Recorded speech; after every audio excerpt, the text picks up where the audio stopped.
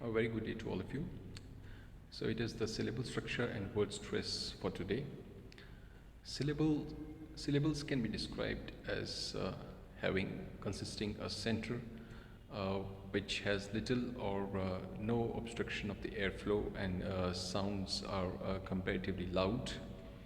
And this is the nucleus, and before this nucleus, before this center, the air obstruction is there, and before and after, and the sounds are less loud. For instance, take the case of a word cat. In this, the nucleus is the vowel between the two consonants k and t. So the nucleus has the sound. It is at the nucleus which the sound is the loudest, and at both the consonants the sound is less loud, and there is air obstruction is total for this for these plosives. So this is what is the syllable. And now coming to the structure of the syllable, let's have a look at this diagram. A syllable has an onset, a coda, and a nucleus. The nucleus, as I already told you, is nucleus is always a vowel or a syllabic segment. And before this nucleus, we have consonants which are termed as onset, and these are optional. They may or may not be we may or may not have the onset or the consonants. Then after the onset, we have the nucleus, which is not optional. We have to have the nucleus, and after the nucleus, the consonants following the nucleus are the coda, which are one or more consonants which are also optional. And there's one more term that needs to be defined, that is the rhyme. The rhyme, as you can see from this chart, is the nucleus and the coda. That is nucleus, the vowel, plus the one or more consonants coming under the category coda. So, and then syllables can be, have a look at this chart. The syllables can be open syllables or closed syllables. Syllables which end in a vowel, which have no coda, they are the open syllables. And syllables which end in a coda, syllables which have a coda, they are closed syllables. So syllables can be divided into open and closed syllables.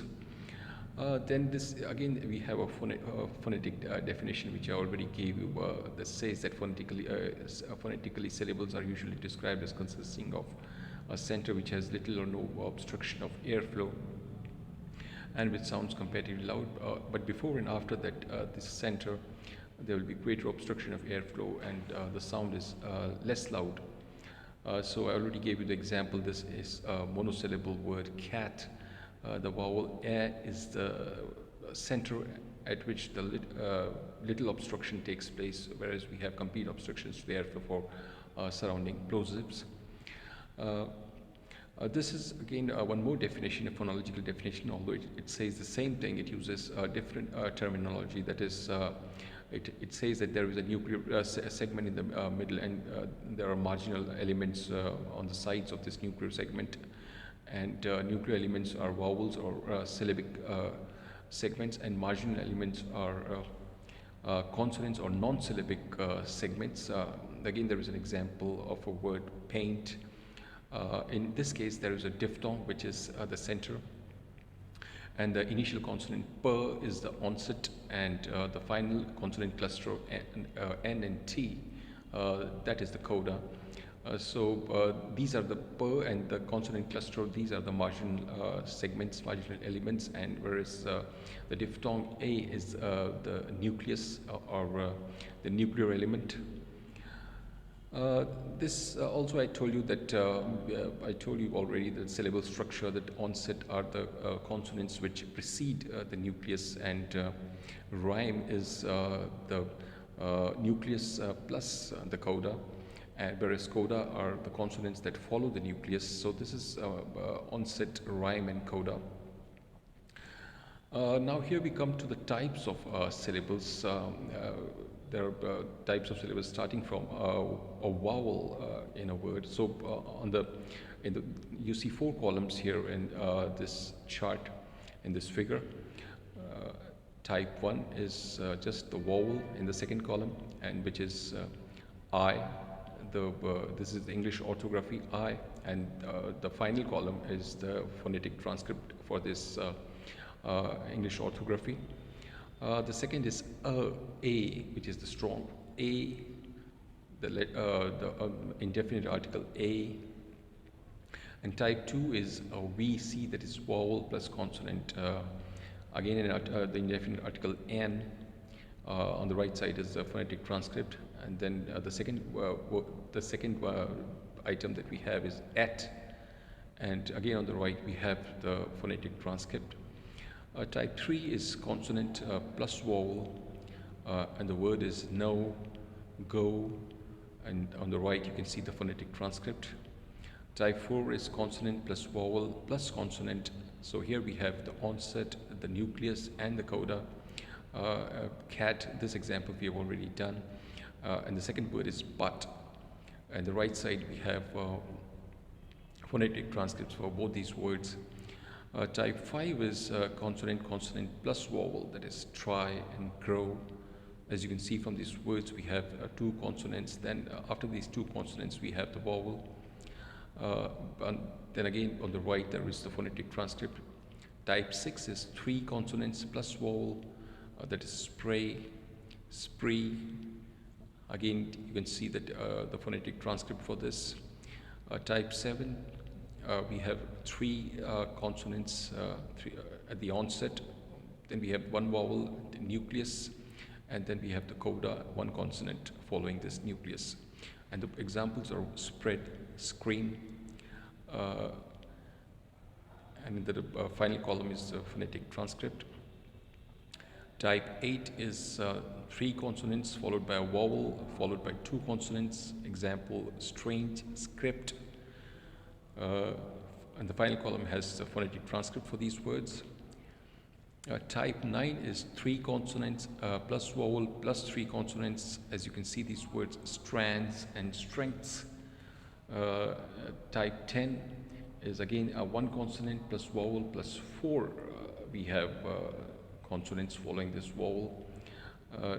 Tempts, texts are the examples. On the right side is the phonetic transcript, and at the most we can have three consonants before the nucleus and four consonants after the nucleus. This is what we can have at the most. So after the 10th, the 11th type is two consonants before the nucleus and four consonants after the nucleus. That is consonant, consonant, vowel, and then four consonants following this vowel. And the example is 12th. And type 12 is two consonants, vowel plus three consonants. Example, drenched, grasps. Drenched and grasp, as you can see the phonetic transcript for these two words. And type 13 is consonant, consonant, vowel plus again followed by two consonants. Breathed and branch. So this is the example. These words are the example for this type. Type 14 is consonant plus vowel plus two consonants. That is belt, self. Type 15, vowel plus consonant like and, the conjunction and end. So we have on the right side there is the phonetic transcript. So these are the 15 types of syllable that we can have depending on the number of consonants following consonants before the nucleus and number of consonants that are after the nucleus. And now finally, having done about the syllable and syllable structure, let's start with word stress. Now, as you know that English is a stress-timed language, that is stress falls at regular intervals, and we have two types of stress. We have word stress as well as sentence stress. And sentence stress, the stress normally falls on those words that carry meaning. For instance, nouns, verbs, adjectives, and adverbs. And in a word, one syllable is more prominent than the other syllables. As long as the word has just one syllable, the issue of stress is not all that complicated. We know that stress falls on that syllable, but when the syllables are more than one, then it needs to be decided that which syllable is more prominent than of the two syllables. So this is what is stress. Now stress, as you can see from these examples on the extreme left in this table, the stress falls on the first syllable, first vowel that is initially, that is the word syllabus. Substitute, technical, the syllabus, the stress is on the first syllable. Then we have the stress is on the second syllable. In engagement, in banana, in phonetic, it is on the second syllable. In the third case, the syllable is on, the stress is on the third syllable. In usherit, in kangaroo, in understand, it is on the third syllable. So stress has to be decided for a word which has more than one syllable, 2 syllables, 3 syllables, or it's a polysyllabic syllabic word. Then it needs to be decided that which syllable is stressed, which is more prominent than the other syllables, because one syllable is prominent, is spoken with greater force than the rest of the syllables.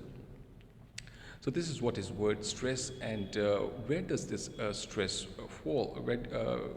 In a word, where does this stress falls? Now here, this picture says that the core vocabulary, that is our core vocabulary, and nouns and adjectives of 2-syllable length are stressed on the first syllable. Examples are sister, brother, and the types of these words. So in nouns and adjectives, normally the stress falls on the first syllable. This is our core vocabulary. Noun and verbs are our core vocabulary, and also the adjectives and adverbs. So these are the items that carry meaning. On the other hand, we have those grammatical items like prepositions, conjunctions, and articles, demonstratives, which do not carry meaning, which are there only for sentence connection, and which are termed as grammatical terms. So they are not stressed normally. So the core vocabulary are nouns and adjectives, as I already told you, are stressed on the first syllable.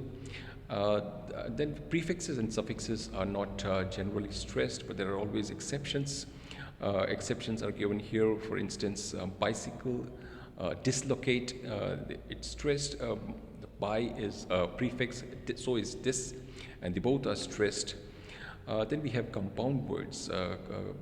Compound words that they have 2 items. So it is the first word which is stressed normally. Examples are postman, newspaper, teapot, and crossword. Then the words also have a dual role, that the same word may be used as a noun, and the same word may also be used as a verb. So then it is we have to decide that when it is used as a noun, which syllable is stressed, and when it is used as a verb, which syllable is stressed.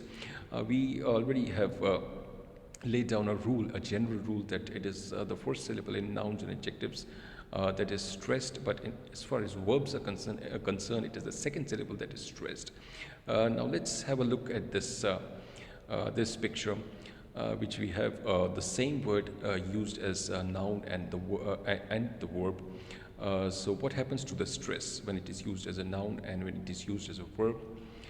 So the first pair is conduct and conduct. There is also difference in pronunciation. As you can see, for the case of noun, the first syllable is stressed, and in the verb, it is the second syllable that is stressed. So also for produce and produce, the first syllable is stressed for noun, the second for the verb. Convict and convict, the first syllable and the second syllable. There is change of pronunciation also, as there is the change of stress. For the noun convict, the first syllable is spoken with greater force, while the second syllable is less loud. But for the verb, the second syllable is spoken with greater force, like convict and convict. Convict for noun and convict for verb. Same is the case with subject and subject, object and object, progress and progress, record and record, import and import, increase and increase, present and present, contact and contact, permit and permit. So this is how stress varies for one word which has a dual role, which is used both as a noun and as a verb. So stress falls on different syllables, and also there may be a difference of pronunciation. The same word may be pronounced differently when it is used as a noun, and it may have it may have another pronunciation when used as a verb. Now we come to the category of these items which have both full forms, which have both strong forms as well as weak forms. These are the grammatical category, that is the grammatical verbs. On the one side we have the content words which are meaningful. On the other side we have functional words or grammatical words, grammatical items. This is the grammatical category. And in this case, we have verbs, we have personal pronouns, we have prepositions, conjunctions, articles, and indefinite adjectives. And they have both the full form as well as weak form. Now, full form is the usual, is the normal pronunciation, but the weak form is that we have to weaken the form.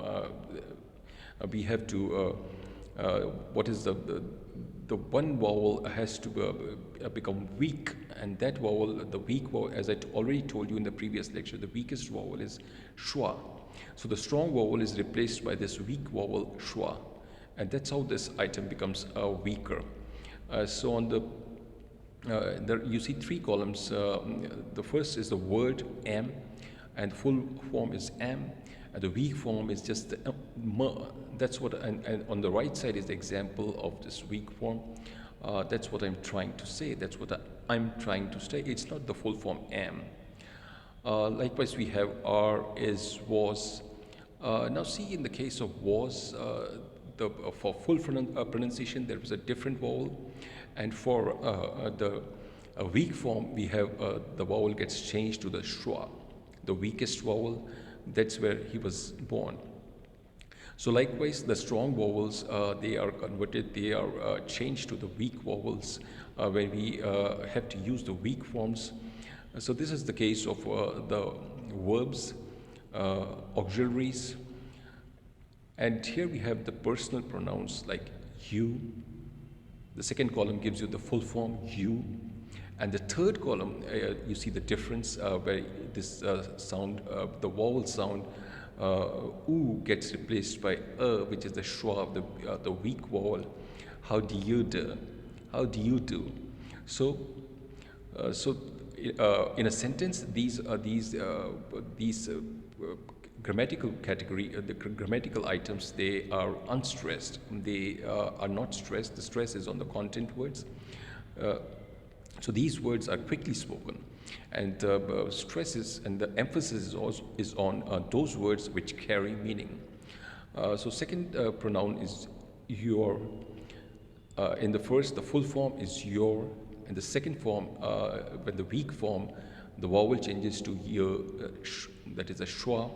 What does your boss think? He. The vowel length reduces. Him, again short form, pronounced quickly. So these are the personal pronouns. So we have one strong form and one weak form. So in connected speech, it is normally the weak form, unless, of course, we lay contrastive stress on it. We deliberately stress these items which normally do not carry stress. So after the case of personal pronouns, we have the prepositions. See the to. Again, the weak form is t, which the oo form, vowel is replaced by the weaker vowel, the schwa vowel, at and ut, of and of. In all these cases, it is the strong vowel. The strong vowel is replaced by the weakest one, that is the schwa. So we have to weaken it. We have to weaken this by replacing the strong vowel by Same is the case with conjunctions and we have two forms, un and unt, and in both cases the vowel is the schwa. Then we have but and but, then, done, Same is the case with articles a and the.